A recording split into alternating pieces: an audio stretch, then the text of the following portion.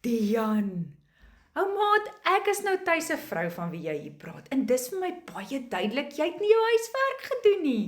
Maar kom ek verduidelik vir jou, gaan die verskil tussen wat 'n piramideskema is en dit wat ons doen. So 'n piramideskema is 'n model waar geld slegs gemaak word deur nuwe mense te werf. Daar's geen werklike produk nie. Die mense heel bo verdien al die geld en die mense hier die onderkant verloor. Nou, hoe werk legacy builders?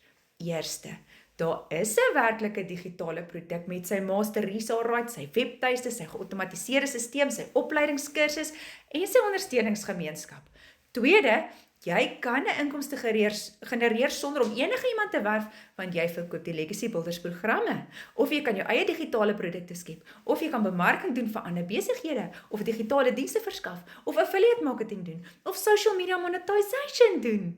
En met legacy builders maak jy 100% wins, dadelik in jou rekening, jy wag nie daarvoor nie en niemand kry 'n karra van nie. So ou chomma, moet nou nie verder jou naam met 'n plank slaan nie, gaan doen jou huiswerkies. Vir die van julle wat my nie ken nie, ek is Mary, ek is 'n tuiskoolmamma van George en ek help doodgewone mense soos ek en jy om 'n eenvoudige aanlyn inkomste van jou foon af te bou. So as jy wil weet hoe jy dit ook kan doen, kom met my feite hieronder en dan deel ek die info met jou. Moenie jou naam met 'n plank slaan soos Dian nie.